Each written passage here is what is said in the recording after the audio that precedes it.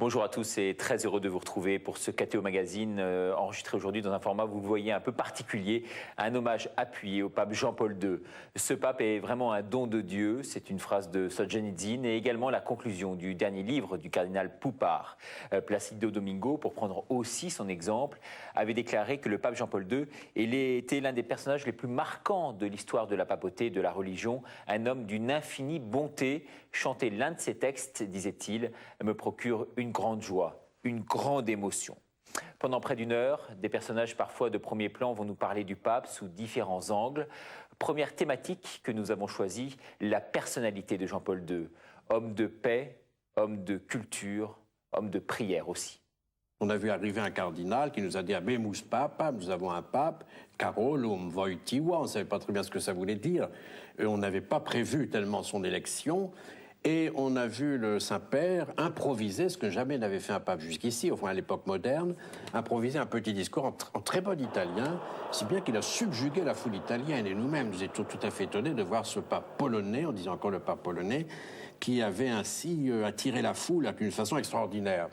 Et alors quelqu'un, un prélat, disait au Saint-Père, très Saint-Père saluait encore la foule, très Santo Padre, etc. Et alors le pape a appuyé sur la balustrade en disant « Basta, ça suffit, n'est-ce pas, parce que je sais ce que je dois faire. » Donc on s'est dit, nous avons vraiment un pape, Habemus Papam.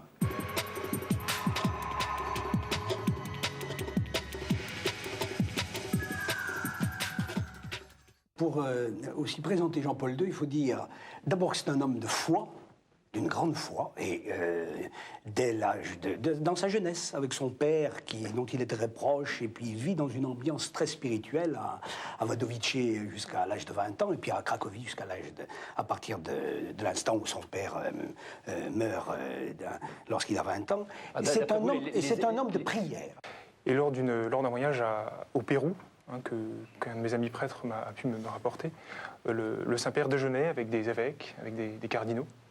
Et donc le Saint-Père dit « Excusez-moi, mais je vais aller me reposer, je ne vais pas pouvoir déjeuner avec vous. » Donc les cardinaux, très bien, les cardinaux déjeunent, les évêques déjeunent, le Saint-Père s'en va, et à la fin du repas, les évêques s'en vont dans la chapelle, prier le Seigneur, et ils voient le Saint-Père à genoux devant le tabernacle.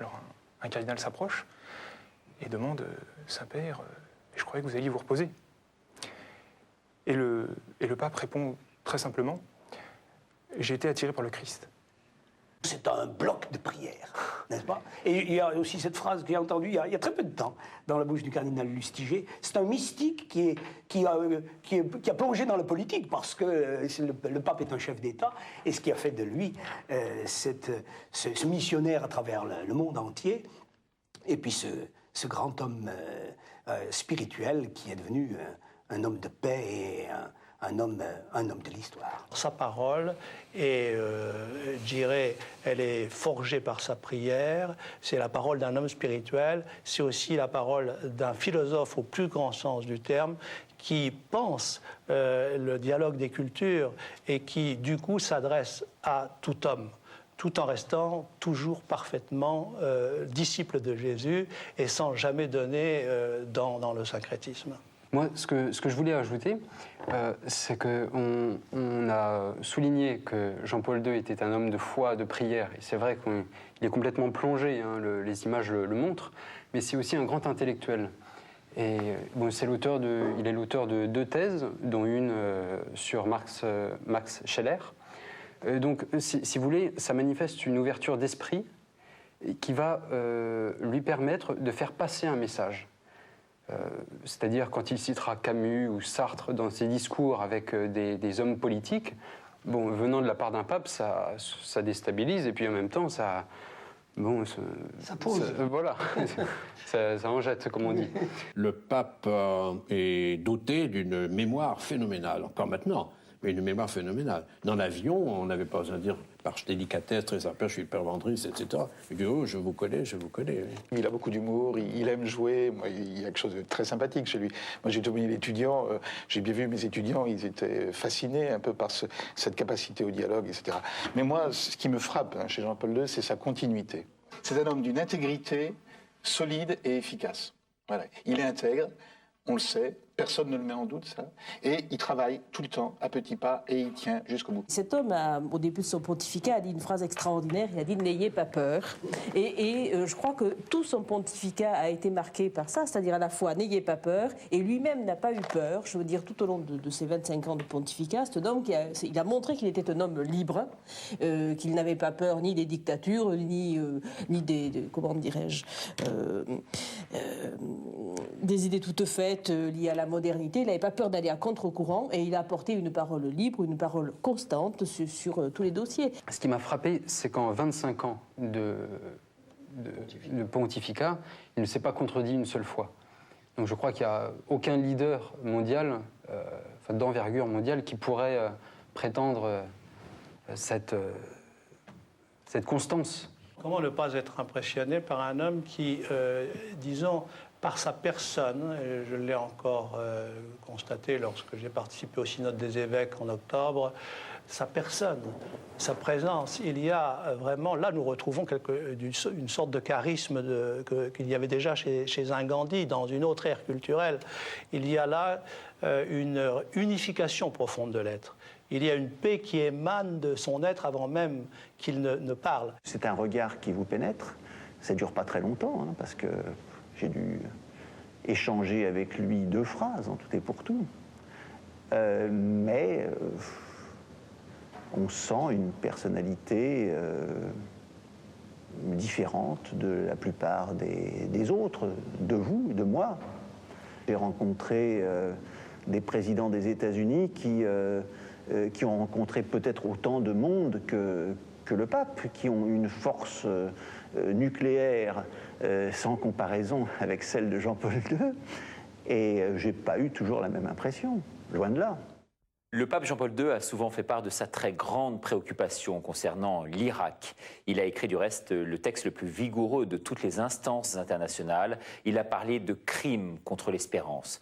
Mais pour Bush et le courant protestant qu'il dit incarner, le pape n'est pas le chef. C'est oublier bien sûr que le Saint-Père est tout de même responsable aujourd'hui sur Terre de plus d'1 milliard d'êtres humains. Il a pris position contre 2 guerres, celle de 91, 90-91, celle de George Bush père. C'est là qu'il a dit que la guerre c'est une aventure sans espoir, et c'était mieux sa formule d'ailleurs. Et cette fois-ci, il a pris nettement position contre la guerre. Sur cette question très précise, moi j'ai apprécié, je vous l'ai dit tout à l'heure, combien le Conseil œcuménique des Églises, les Églises des États-Unis, les Églises en Europe, le pape et vraiment le cardinal Etchegaray, finalement, se rendant en Irak, essayant d'apporter sa pierre dans cet édifice, l'émissaire du pape allant rencontrer le président Bush, vraiment cet engagement des Églises, et particulièrement de Jean-Paul II, est tout à fait, je dirais, à l'honneur de la foi chrétienne, mais surtout montre que nos églises se retrouvent là, très en concordance sur cette affaire. Il a déployé tout ce qu'il pouvait déployer, dit tout ce qu'il pouvait dire, envoyé sur place différents ambassadeurs, en quelque sorte, pour le représenter. Il a reçu aussi des Irakiens. Je crois qu'il a fait tout ce qu'il pouvait. Mais à partir du moment où vous avez une totale détermination, je parle là du président des États-Unis, à agir dans un sens, à mon avis, il était tellement déterminé que, quelle que soit la parole, Dieu lui aurait-il parlé, l'aurait-il écouté? Il a fait beaucoup d'interventions avant même de condamner complètement, en disant attention, il ne faut pas faire d'amalgame entre l'islam. Et là, je crois que les 2 fois, il a pris position contre parce qu'il était soucieux des conséquences dans le monde arabe. Et pas seulement pour protéger les chrétiens, mais pour protéger aussi l'islam avec lequel on doit avoir des rapports. Et ça, c'est très important. La diplomatie vaticane est une diplomatie tout à fait remarquable. Ils ont une connaissance très, très exacte de tout ce qui se passe. Ils s'appuient donc sur des experts. Et comme, par ailleurs, elle est, je dirais, dirigée par Sa Sainteté le Pape, qui est, je dirais, un homme tout à fait extraordinaire dans l'action qu'il a menée. Bon, on l'a vu dans la guerre froide, on le voit encore aujourd'hui. Tout ceci fait qu'il y a une très grande force dans la diplomatie vaticane. Le pape n'a pas de division Mais concrètement, il fait des choses tout à fait remarquables. Le pape est dans sa fonction. Il ne peut que s'opposer aux guerres, quelles qu'ils soient. Et je pense qu'au nom du respect des autres religions, il est dans cette affaire particulièrement attentif. Et puis, de toute façon, la diplomatie vaticane, il ne faut jamais oublier qu'elle a ses lignes de force depuis au moins 10 siècles, si ce n'est plus. Elle est dans une temporalité tout à fait différente de la diplomatie politique. Donc il faut toujours regarder ce qu'elle dit à l'aune de son temps à elle, qui est d'une nature différente.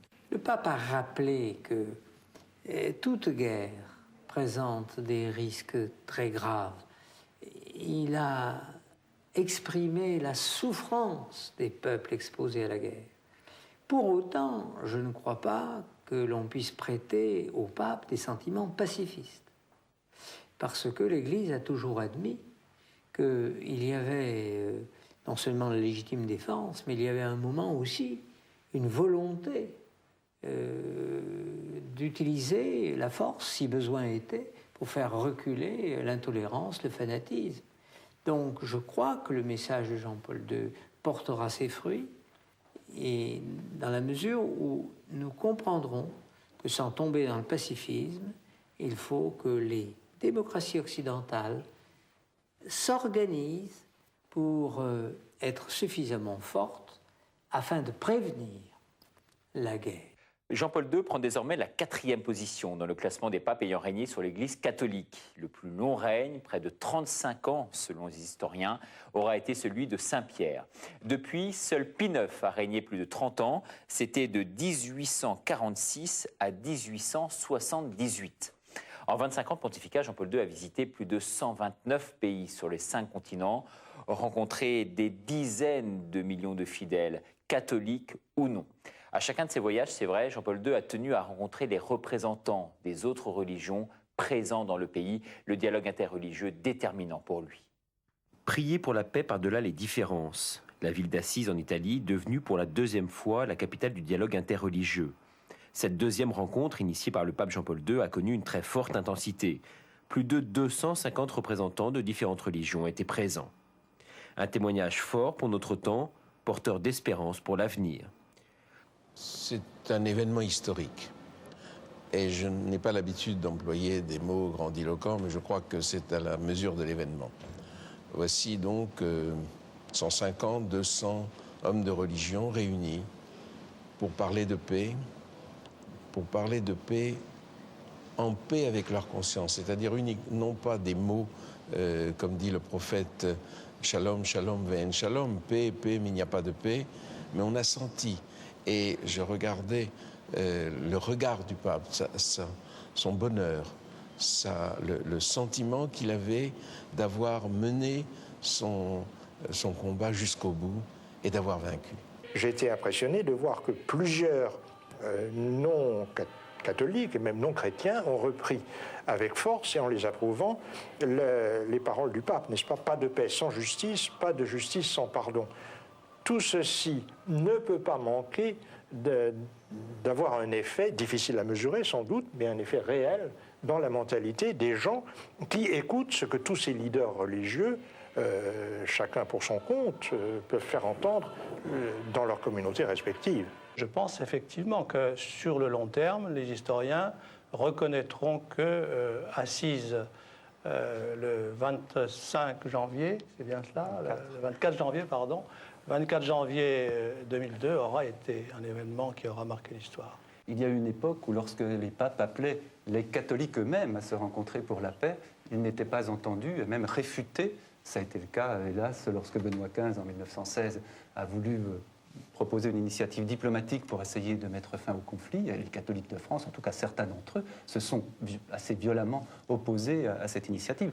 Et à la suite de la guerre, lorsque Marc Sangnier, qui a été un des prédécesseurs dans cette direction, a lancé les congrès de Bierville pour la paix, là aussi il était extrêmement isolé. Donc je crois que nous sommes aujourd'hui effectivement entre l'optimisme du chemin parcouru de la Première Guerre mondiale, qui était une guerre entre chrétiens, pour une grande part, jusqu'aux rencontres interreligieuses d'aujourd'hui. Le chemin parcouru est immense. Et en même temps, effectivement, ça apparaît déjà presque tellement naturel que, comme le soulignait Monseigneur de Béranger, les médias ne croient pas utile de souligner le caractère qui reste malgré tout assez exceptionnel, voire révolutionnaire de l'événement. Pourquoi est-ce que le dialogue interreligieux est important? Le monde est devenu un mouchoir de poche. Et tout le monde perçoit, surtout les jeunes, que où il y aura un salut pour tous, ou il n'y aura pas de salut. Ou en tout cas, ce sera très difficile. Donc, si vous voulez, d'instinct, je dirais, aujourd'hui, les gens sentent qu'il faut se rapprocher les uns des autres.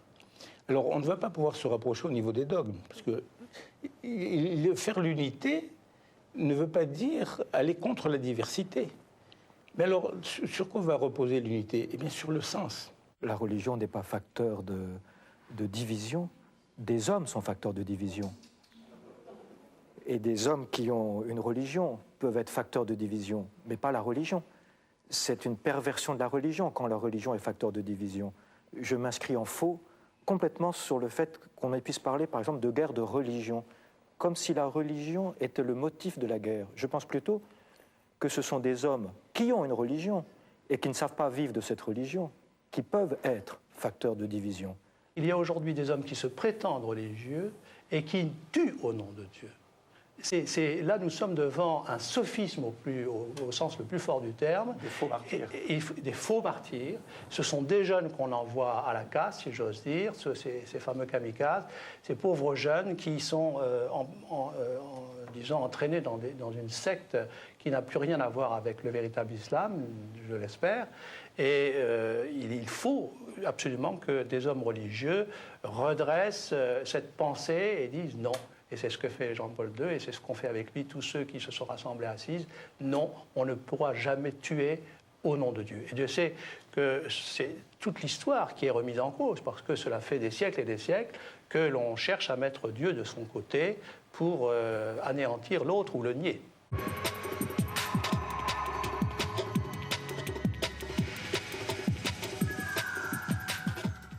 Jean-Paul II, par sa visite à la synagogue de Rome, par son voyage historique en Israël, à Yad Vashem, et puis n'oublions pas le mur des lamentations, le mur du temple. C'est une image qui restera gravée dans nos mémoires.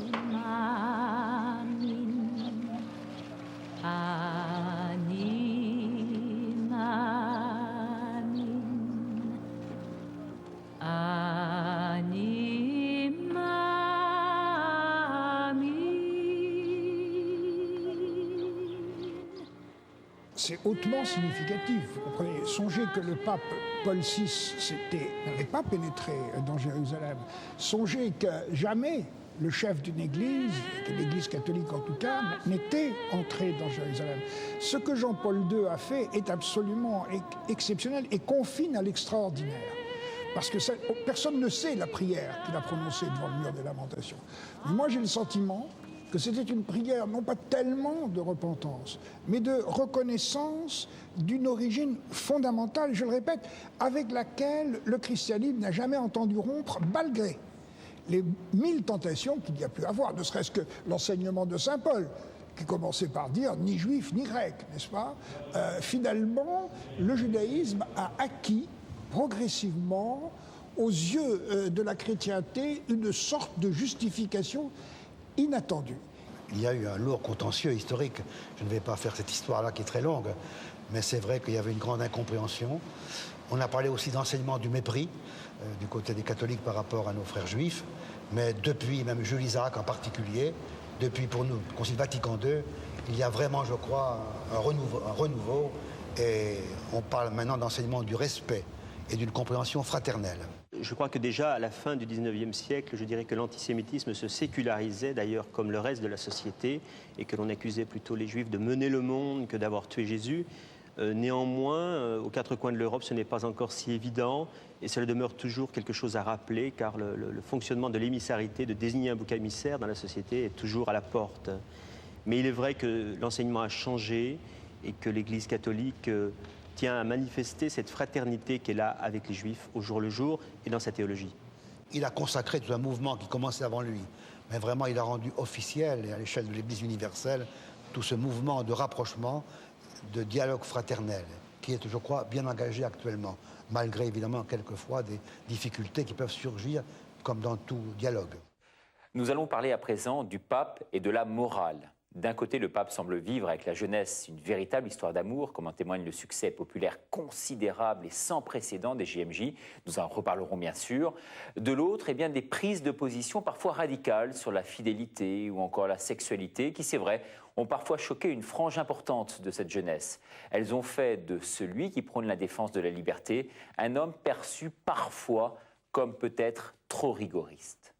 Il est l'homme qui s'insurge contre le libéralisme des mœurs, et au moment où éclate le drame du sida, cela est considéré d'une façon très polémique, souvent très grossière, et le pape est l'objet d'un certain nombre de procès, de mauvais procès à mon sens. Quand il a commencé à faire ses audiences sur la place Saint-Pierre ou à l'intérieur du Vatican, dans la salle des rencontres, là, le pape a fait probablement pendant 1 an et demi, tous les mercredis, des conférences sur la sexualité. Personne ne parle de ça. Et c'était tellement audacieux, à certains points, un pape anthropologue et philosophe, le pape, que certaines personnes disent « Mais comment un pape peut-il parler de ces choses-là » Oui, effectivement, et on pourrait aussi rappeler les propos tenus par Jean-Paul II au Parc des Princes, le 1er juin 1980, où Jean-Paul II disait « La permissivité morale ne rend pas les hommes heureux ». Et il est vrai que finalement tout son pontificat est rythmé par ces différents propos exigeants, certes, comme vous le disiez, mais finalement, et pour rejoindre ce qui avait été dit tout à l'heure, nous avons, les jeunes, mais aussi nous, je pense, besoin de repères finalement dans la vie, et ce à tout âge. J'entendais l'autre jour à la télévision un professeur d'un lycée qui disait il faudrait maintenant absolument retrouver le lien entre l'amour et la sexualité. Mais quand le pape disait ça il y a 15 ans, il disait il est rétrograde, ce pauvre pape polonais, oui. La force de Jean-Paul II, c'est de s'adresser au sanctuaire de la conscience et de dire aux jeunes, votre soif de bonheur est légitime, mais écoutez en vous votre conscience, et il leur fait confiance. Ils sauront choisir ce qui est bien, ce qui est bon, et qui va dans le sens de la vie et du bonheur. Il ne propose pas quelque chose de démagogique. Imaginez quand même rassembler aujourd'hui, en 2003, 600 000 jeunes qui viennent de leur plein gré, d'accord, c'est gratuit, mais enfin, ils viennent de leur plein gré dans des conditions physiques et matérielles qui sont quand même assez rudes. Enfin, il faut vraiment avoir envie de venir pour entendre un discours qui est extrêmement exigeant. Il ne leur dit pas des choses pour leur faire plaisir. C'est sa franchise, je crois, qui a attiré les jeunes, malgré les objections qu'il y a eu au départ. Alors, au départ, pendant, je crois encore, jusqu'à peu près cette époque 91, ce discours n'était pas toujours bien reçu. Tandis que maintenant, il y a, je vous dis, un terrain tabula rasa. C'est un peu parce qu'ils ne savent pas. Ils écoutent quelqu'un qui leur dit que tout le sens fondamental de la vie n'est pas uniquement la sexualité au sens physique du mot. On ne réglemente pas les consciences, si vous voulez. On peut tracer des lignes, inciter, mais non, je trouve que là c'est une dérive administrative, ni plus ni moins. Il a été conforme au message que l'Église se devait de véhiculer auprès des citoyens de cette planète, eu égard à ce que l'Église croit. Il n'était pas question pour lui de dire autre chose sous prétexte de modernité que ce à quoi l'engagement de l'Église l'engage lui-même. Il y a quand même un homme qui est le pape qui s'exprime et sur toute la surface de la Terre, et il est le seul à faire ça, si vous voulez, sur des sujets sur lesquels d'autres personnes n'osent pas et n'ont pas de légitimité pour s'aventurer. Alors ça, je trouve que c'est extrêmement précieux pour nous, pour le catholique, mais c'est aussi extrêmement précieux pour les populations de la planète, qui est quelqu'un, si vous voulez, qui de très loin, et de très loin, c'est un tout petit espace qui s'appelle le Vatican, peut s'exprimer sur toutes les questions. Lancés en 1984, les JMJ donnent lieu à un rassemblement international sans précédent qui témoigne de la relation très particulière qui s'est instaurée entre le pape et les jeunes. Le rendez-vous des 5 continents, une rencontre avec des croyants du monde entier, un temps de formation spirituelle. Bref, l'initiative se pérennise, elle atteint une vitesse de croisière étonnante, une évangélisation nouvelle, peut-être pour un Occident fatigué. En tout cas, c'est devenu un événement prophétique d'importance. Quand on le voit, parce qu'il focalise quand même pas mal d'énergie, eh bien, malgré tout, quand il parle, eh bien, sans cesse, il renvoie au Christ. Et c'est le Christ qu'il annonce. C'est ça qui est beau. Et en fin de compte, les jeunes rencontrent le Christ à travers lui. Il est ce canal, cet intermédiaire qui permet de conduire au Christ. Et il est tout à fait dans son rôle de pape, de berger, de gardien de l'Église, quoi. Il le dit dans Entrer dans l'espérance, il dit, ce n'est pas le pape, il s'efface, qui a créé les JMJ, ce sont les jeunes eux-mêmes par la réponse qu'ils ont donnée à l'invitation qui leur a été faite. Il a quand même été le catalyseur, il est vrai. Mais c'est vrai que ça a été la surprise, et puis on pense à Paris en particulier, où on attendait 2 fois moins de monde, et il est venu cette foule considérable à Longchamp, comme à Toronto l'été dernier. J'ai pu établir en quelque sorte un dialogue privilégié, fondé sur une sympathie réciproque et une entente en profondeur. Je les ai vus essaimer dans la ville, à Paris, à Rome, joyeux comme doivent être les jeunes, et aussi réfléchis. Par conséquent, je garde un souvenir inoubliable de ces rassemblements de jeunes pendant les JMJ. Et surtout, ces jeunes m'ont pris à contre-pied. Et le pape dit, les jeunes, moi, pape, ils m'ont pris à contre-pied. Nous délivrons un message qui est le message propre des jeunes. Et cette jeunesse est capable de recevoir un message exigeant. C'est pourquoi je leur ai dit constamment et des choses sérieuses, et je leur ai demandé cette fois-ci un choix radical. Choisis la vie ou la mort. Le pape est, je dirais, celui qui leur annonce un message d'espérance, un message de foi que les jeunes attendent. C'est ça qui est extraordinaire, justement, c'est ce vieux pape qui a ce contact avec la jeunesse, et en fait, c'est aussi un homme d'État, hein, à ce niveau de responsabilité, c'est sûrement le seul qui fait autant confiance à la jeunesse, et ça, je crois que les jeunes le sentent. Et cette confiance dans les jeunes, c'est quand même quelque chose d'unique pour un homme qui a cet âge-là, et aussi cette aura. Quand il a dit lui-même qu'il s'était fait appeler le père, enfin notre père et notre grand-père, aux jeunes qui étaient là présents, c'est vrai que c'est vraiment ce qu'on a pu ressentir pendant ces JMJ, quoi, d'être avec quelqu'un de notre famille. Tout à fait, exactement, c'est ça. Et un grand-père qui nous éduque. C'est un peu la référence pour ces jeunes, pour nous qui sommes de ce 21e siècle, lui qui a connu tout ce 20e siècle. Vraiment, c'est pour nous un témoin. On n'a pas besoin de stars, on a besoin de témoins aujourd'hui. Et les jeunes le savent, ils reconnaissent en lui un témoin de la foi. À chaque fois, je vis une émotion nouvelle. Et je peux te dire que là, cette fois-ci, c'est vraiment la jeunesse du pape qui m'a marqué.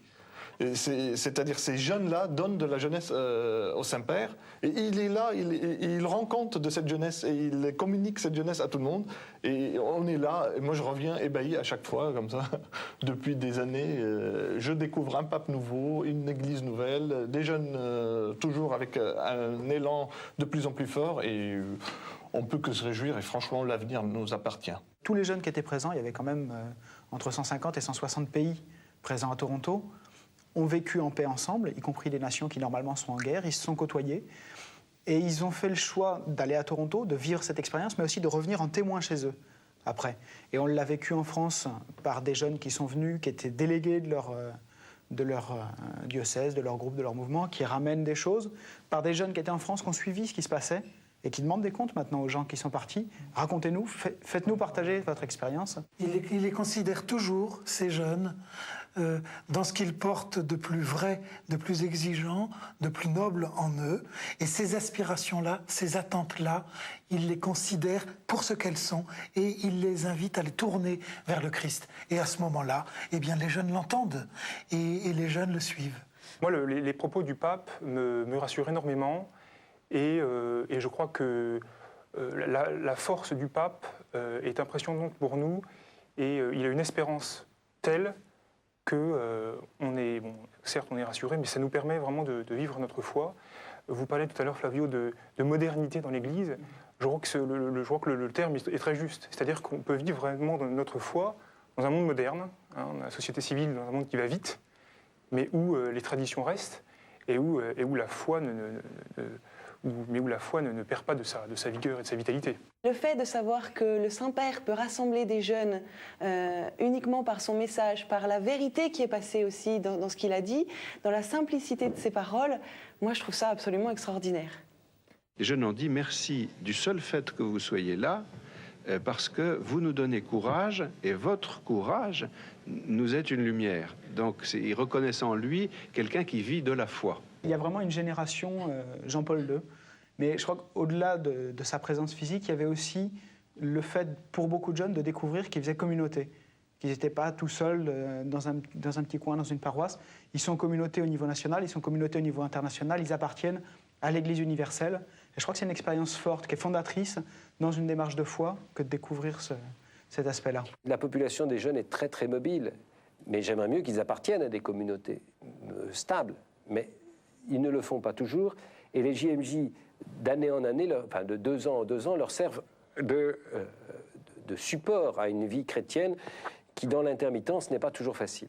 Ce pape-là s'est montré particulièrement conscient de la réalité de la spiritualité hors les murs de Rome. Moi, je me souviens avec effroi, rétrospectif, de la formule enseignée quand j'ai fait le catéchisme il y a donc quelques années, hors de l'Église, point de salut. Il a été la démonstration parfaite de la sottise de cette formule, c'est que finalement l'homme, il croit en Dieu selon l'endroit où il est né. Et Jean-Paul II aura eu cette formidable intelligence de comprendre que la quête du divin est peut-être génératrice des mêmes recherches et donc des mêmes vertus. Il ne faut pas juger les JMJ en fonction des critères anciens. C'est-à-dire que tout le monde me dit, est-ce que les gens retournent à l'église ou est-ce que... c'est pas ça la question, même si c'est une question importante. La question, c'est est-ce qu'ils auront dans leur mémoire quelque chose qui, au moment des grandes décisions de la vie, leur rappellera qu'ils sont chrétiens et que le Christ doit jouer dans leur vie? Est-ce qu'ils auront, à un moment ou à un autre, le souci de prier? Et ça, je dis, les JMJ ont donné ça. Jean-Paul II aura sûrement été le pape le plus en vue de toute l'histoire. Son pontificat aura été le plus marquant depuis des siècles. Le pape qui n'a pas rechigné à communiquer, à multiplier à la fois la parole, mais également l'écoute. Je crois que c'est d'abord un homme qui maîtrise extraordinairement bien la communication, qui a une approche moderne des médias, et c'était ça quand même le premier pape qui l'a aussi bien maîtrisé. Il a toujours, mais spontanément, il n'a pas cherché, mais je crois qu'il avait quand même un sens aigu du contact avec les médias.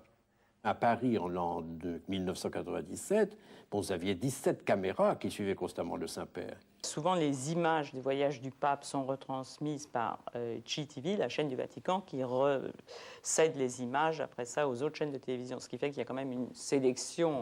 Un filtre, en quelque sorte. Un filtre affectueux, il faut le dire, parce que les gens qui travaillent à CTV, évidemment, aiment le pape. C'est un homme de communication. Il sait jouer avec les mots, il aime ça. C'était un dramaturge, un acteur. Quand il arrivait, par exemple, dans un pays, alors la presse étrangère voulait filmer le pape. Alors, il criait, comme on le fait tous dans le métier, n'est-ce pas, de à côté, monseigneur, tirez-vous, qu'on voit le pape. Et le pape se retournait vers les journalistes pour faire un petit mot d'amitié. Oui, c'était un sens inné du geste. Ce qui n'est pas toujours séduit chez lui, c'est cette capacité de vivre l'instant présent et d'avoir l'intuition qui lui fait dire la chose juste au moment où il faut. Et ça, en plusieurs voyages, cette espèce de spontanéité qu'il a dans la rencontre des gens. Je me souviens au Brésil, il parlait à peine portugais, parce qu'il avait dû l'apprendre, je pense, pendant son voyage, ou j'en sais rien. Et c'est la première fois que je voyais ça, c'était vraiment une grande surprise. Il y avait 1 million de jeunes, ouais, imaginez 1 million de jeunes qui étaient là devant lui. Et c'était à Belo Horizonte. Et alors il a dit en portugais, quand je vous vois tous rassemblés ici, quel bel horizonte, quel bel horizon. Et je me disais, être capable à l'intérieur d'une langue qu'on ne connaît pas, d'avoir ce sens qui fait dire le mot juste au moment où c'est nécessaire. Nouveau thème que nous avons à présent sélectionné, Jean-Paul II et le pardon. Ce thème du pardon est bien sûr hautement d'actualité dans l'Église, notamment à travers la notion de repentance. Jean-Paul II a placé nombre de ses derniers déplacements sous le signe du pardon. Alors peut-on parler d'une politique du pardon, une pastorale du pardon? Pardonner signifie-t-il faire table rase du passé? En tout cas, quelle plus belle image du pardon que celle du pape avec Ali Aqsa, souvenez-vous, son agresseur turc, auteur de cet attentat le 13 mai 81. Une manifestation de pardon qui a ému le monde de l'arme. Ali Aqsa parle aujourd'hui du pape comme d'une personnalité véritablement exceptionnelle. Jean-Paul II sait encore ce pardon inoubliable à un homme. Le 13 mai 81, place Saint-Pierre, à Rome, un terroriste turc, Ali Aqsa, tire à 3 reprises sur le Saint-Père. 2 ans plus tard, l'instant est incroyable. Les 2 hommes se retrouvent. Jean-Paul II écoute et pardonne à son tour à son agresseur.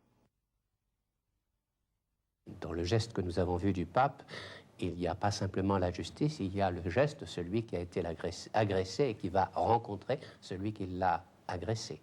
Il y a donc un don de sa part. C'est une recréation, c'est une volonté de redonner à celui qui a commis cette faute une nouvelle chance de repartir dans l'existence, de redémarrer dans sa vie. C'est un don de Dieu. Il s'agit toujours de comprendre l'autre, quoi, de se mettre à la place de l'autre. Il y a quelque chose de fusionnel dans le pardon. Pardonner, c'est comprendre. C'est comprendre et c'est fusionner. Quand on voit les images du pape avec l'homme qui a voulu l'assassiner, il se porte sur son corps carrément, il lui prend la main et ils sont visage contre visage. Et il cherche à fusionner ce qu'il y a de meilleur en lui. Il fait le rapport entre vérité et pardon. La vérité ne peut qu'engendrer le pardon. Et je ne peux pardonner que si je regarde en vérité le méfait. Le pardon n'est pas oubli. C'est vraiment la reconnaissance de la vérité du méfait commis qui fait que je pardonne. Mais il va beaucoup plus loin. La vérité de l'autre qui a commis le méfait m'oblige à pardonner, parce qu'il demeure un frère. Alors même qu'il a commis un méfait, un crime abominable, indicible, il demeure un frère. Jean-Paul II rappelait avec force qu'il existe dans l'Église, je crois connaître par cœur ces termes, il existe un merveilleux échange en vertu duquel la sainteté de l'un apporte à tous un bienfait infiniment supérieur au dommage que le péché de l'un peut causer aux autres. Pour certains, ce qu'il faut retenir, c'est cette image. Une main tremblante se pose sur le mur des lamentations. Le pape est seul. Il demande pardon au peuple juif, debout, face au premier lieu saint du judaïsme. Comme l'a déclaré le grand rabbin d'Israël, président Weizmann, jamais un pape n'a fait autant en direction du peuple juif. Une initiative qui n'a d'ailleurs pas fait que des heureux autour de lui, y compris au sein des catholiques. Autre chapitre, le pape et son rayonnement international. Son pontificat, c'est vrai, a été marqué par des actes politiques et religieux très forts. Le Saint-Père, acclamé par les Palestiniens et les Israéliens, quel homme aujourd'hui au monde pourrait revendiquer un tel soutien ? C'est un pape polonais, il est élu, il ne faut pas l'oublier, 11 ans avant la chute du mur de Berlin. Lorsque les cardinaux l'élisent, c'est un acte un peu de courage et c'est une espèce de provocation, parce qu'à l'époque, l'Empire soviétique est encore relativement fort, puissant. Je veux dire, bon, on sait bien qu'à l'intérieur, les choses sont un peu pas en très bonne en déliquescence, pour dire les choses gentiment. Mais bon, on nomme donc un pape qui est issu de l'autre côté du rideau de fer, un pape dont on connaît l'opposition totale au communisme. C'est un acte de courage. Et ce pape-là, je veux dire, va en jouer. Je crois qu'il va contribuer très largement. Bon, évidemment, les conditions étaient réunies. Bien sûr, il n'est pas le seul, mais par son autorité morale, il va contribuer à la fin de l'Empire soviétique. Et ça, c'est quand même un rôle historique extraordinaire. Il a eu un rôle très important sur l'écroulement des barrières, des murs, si vous voulez, qui existaient dans l'Europe. Donc je crois que ce sera un très grand pape. C'est un très grand pape. C'est pas pour rien qu'il s'appelle Jean-Paul, avec un trait d'union. Il faut essayer de réunir des enfants de Dieu dispersés, et plus spécialement ceux qui concernent les Balkans, où catholiques et orthodoxes sont à la naissance du christianisme et malheureusement déchirés. Le jour où les Polonais et les Russes se sont réconciliés, c'était pas passer l'éponge sur des massacres et des persécutions qui ont duré des siècles, mais c'était peut-être se pardonner, reconnaître ce qui s'est passé pour les Arméniens, comme le pape l'a fait récemment lors de son voyage en Arménie. C'est reconnaître la vérité et guérir les plaies d'un peuple martyr, et ainsi de suite. La vérité nous rendra libres. C'est un homme qui est allé dans beaucoup de dictatures, par exemple aux Philippines du temps de Marcos, à Haïti du temps de Duvalier, au Chili du temps de Pinochet, à Cuba, etc. Et il a dit, en gros, il faut que les choses changent ici. Le pape était très clair pour dire « je défends les droits d'Israël », le droit à l'existence d'Israël, le droit à la sécurité d'Israël, ce qu'il dit encore maintenant, mais je défends le droit des Palestiniens à être bénéficiaires d'une terre, la terre palestinienne, et puis aussi d'avoir leur sécurité eux aussi. Oui. Et en même temps, à ce moment-là, au début de son pontificat, il parlait du troisième secteur, c'était le Liban, où j'ai vécu. Moi, le Liban qui préoccupait beaucoup le Saint-Père, beaucoup. Puisque le pape a été jusqu'à parler de génocide en 85. Il a réussi ce tour de force d'être acclamé aussi bien par les Palestiniens que par les Israéliens. Je ne sais pas s'il y a beaucoup d'hommes sur la planète qui en seraient capables. Le pape dit que comme témoin de la vérité, témoin de la liberté, témoin des droits de l'homme, n'est-ce pas, ben c'est son rôle de dire à certains moments, de ne pas rester sur une vue de la foi qui est aérée, qui est en dehors de la réalité. Donc il était bien obligé de dire, quand il rencontre, si le pape a reçu énormément, j'ai ici une fiche sous les yeux, mais le pape a reçu, je crois, de l'année dernière, il avait reçu 641 chefs d'État dans son bureau. Il a toujours eu la politique des petits pas, toujours sûr, toujours ferme, sans jamais céder, sans jamais non plus faire de grands éclats, hein, mais toujours tenir, et ne reculer devant aucun pas. Même si c'est un pas qui paraît impossible ou qui paraît exorbitant ou anormal. Le fait d'aller à la synagogue de Rome, ce n'était qu'un petit pas, mais quel symbole c'était. Mais c'était qu'un petit pas de plus. Mais jamais il n'a reculé devant le petit pas de plus. Jean-Paul II, quand il est arrivé au pouvoir, enfin, il est élu pape, n'est-ce pas, il avait une centaine d'ambassadeurs accrédités au Saint-Siège, comme on dit, qui se réunissaient le première ou deuxième semaine du mois de janvier. Or maintenant, enfin aux dernières nouvelles, si mes statistiques sont bonnes, ils sont 174. Donc oui, on oublie toujours ça, le rôle capital que joue le siège apostolique de Rome, parce qu'il est le siège de Rome, et les discours que le pape tient aux ambassadeurs, et les discours que le pape a tenus, disons, vers le 6 ou 10 janvier tous les ans depuis 1979 jusqu'à maintenant, ça fait une charte de géopolitique, de morale politique, de morale sociale extraordinaire. Quand on reprend le célèbre « N'ayez pas peur », hein, le « N'ayez pas peur », on l'entend souvent comme un coup de pathos. « N'ayez pas peur, allez confiance, on va faire les choses bien ensemble ». Non, il dit quelque chose de beaucoup plus passionnant. Je l'ai relu hier. Hein. Ouvrez toutes grandes les portes au Christ. Bon, à sa puissance salvatrice, ouvrez les frontières des États, les systèmes économiques et politiques, les immenses domaines de la culture, de la civilisation, du développement. Il n'est pas du tout en train de nous faire un pathos, il est en train de nous désigner un chantier politique, économique, spirituel, ça y est moins dans cette phrase-là, mais bien sûr elle y est, le développement humain, etc. Malgré toutes les critiques dont Jean-Paul II aura été l'objet si son pontificat devait s'arrêter aujourd'hui, il n'en est pas moins vrai que le « N'ayez pas peur » du 16 octobre 1978 aura été générateur d'incroyables modifications de la société planétaire, dont il a été un petit peu l'annonciateur, soit avec une prescience, soit avec une intuition fulgurante. Il est vrai que le Sacré Collège avait déjà fait un acte complètement politiquement incorrect en élisant un pape venu du bloc de l'Est, à l'époque où, encore une fois, la réalité soviétique et la guerre froide étaient des réalités, mais il a néanmoins entraîné, par ses actions, toutes les grandes modifications de la société planétaire. Le pape est affaibli, sa santé décline, il parle désormais avec difficulté. Se rendra-t-il ici? Sera-t-il assez en forme pour se déplacer jusque-là? Il n'y a pas un jour sans que se pose la question du maintien au pouvoir d'un homme affaibli. Jean-Paul II a décidé d'exposer sa faiblesse, de la montrer. Dans sa faiblesse réside la force de l'Évangile, nous disait à Toronto le cardinal Lustiger. Et c'est vrai que dans un monde de compétition comme le nôtre, où l'on se doit d'être fort pour exister, eh bien l'exhibition de la faiblesse d'un chef attire l'attention de tous les observateurs.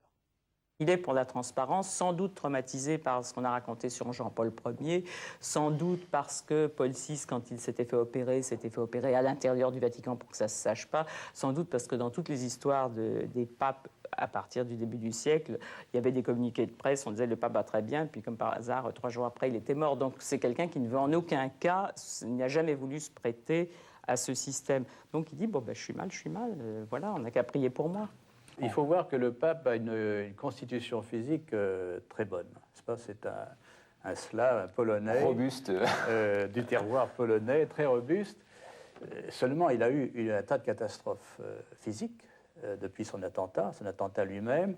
Ensuite, il a été transfusé, il a perdu beaucoup de sang au cours de cet attentat, il a été transfusé et la transfusion lui a apporté, heureusement, non pas le virus du sida, mais ce qu'on appelle le cytomégalovirus, qui était aussi un virus immunodépresseur, qui l'a donc fatigué très longtemps et qui a entraîné d'autres infections, l'apparition d'un cancer digestif.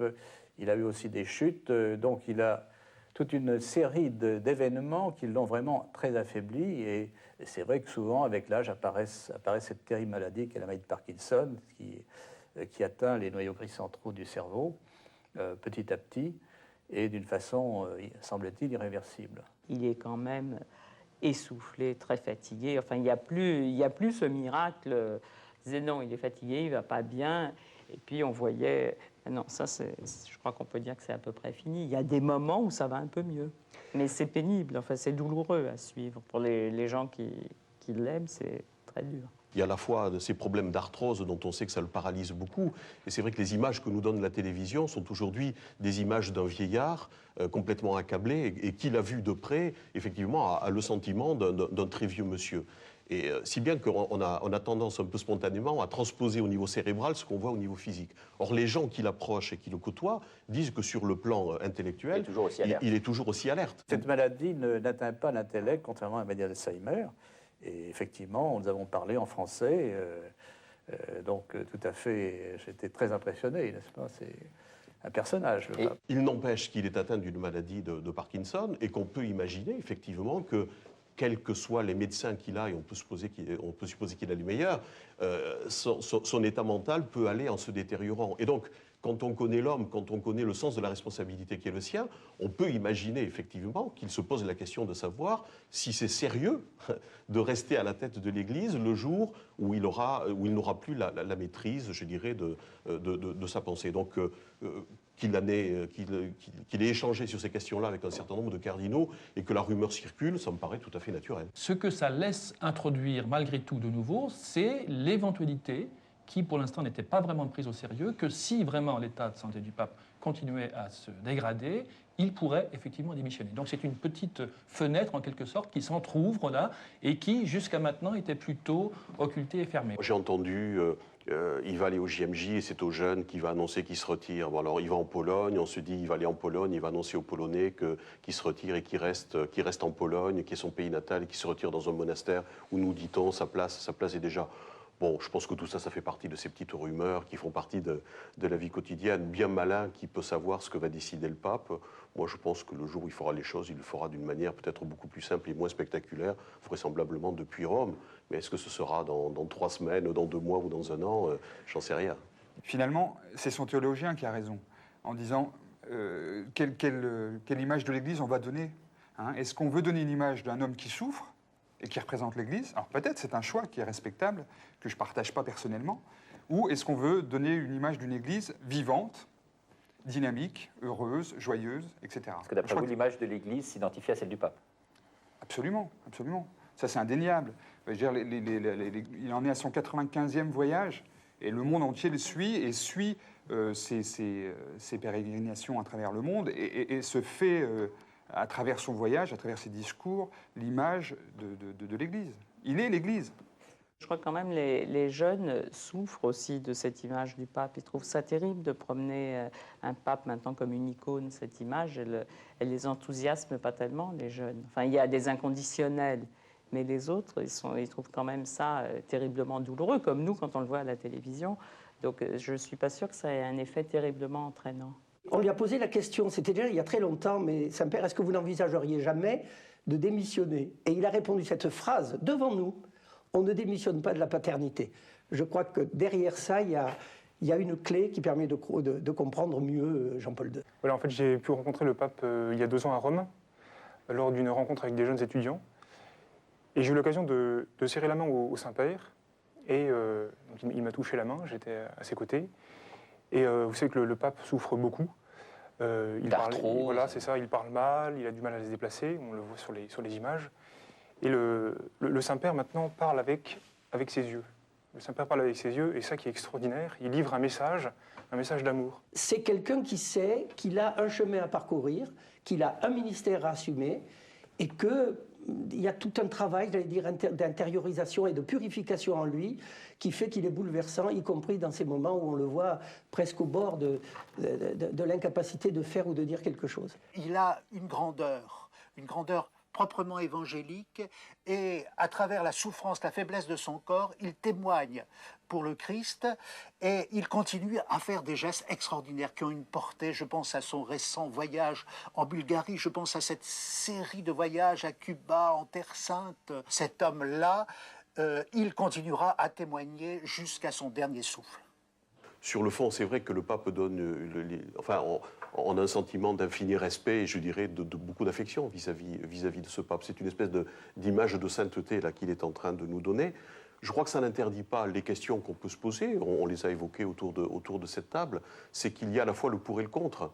Je crois qu'il y a à la fois le témoignage, effectivement, qu'il peut y avoir des valeurs aujourd'hui dans la société qui ne soient pas uniquement dans la jeunesse, dans la santé et dans la superforme. Et je crois que c'est le témoignage qu'il apporte.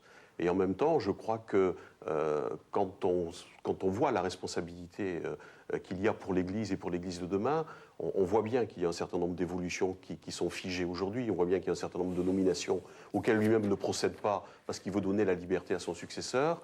Et on se dit que là, il y a peut-être aussi un certain nombre de risques qui sont pris à l'heure actuelle. Alors, peser les avantages, les risques, j'en sais rien. Peut-être que le Saint-Esprit a son idée sur la question. Moi, je me garderai bien de trancher. Alors, comment qualifier le combat que mène Jean-Paul II contre la maladie? Courageux pour les uns, pathétique pour les autres. Il dégage en tout cas une force d'âme incroyable. La rédaction de KTO a été très heureuse de vous offrir ce document tout à fait inédit. Merci de nous suivre si fidèlement. Ce document a été préparé, il faut vous le dire quand même, par Jérôme Renaud et par Jean-Marc Payous. Merci, on attend vos réactions sur notre site internet. N'hésitez pas à nous les communiquer et à nous aider également financièrement pour le développement de notre chaîne. C'est ainsi que nous allons pouvoir vous présenter des émissions d'aussi bonne facture. Merci, à bientôt.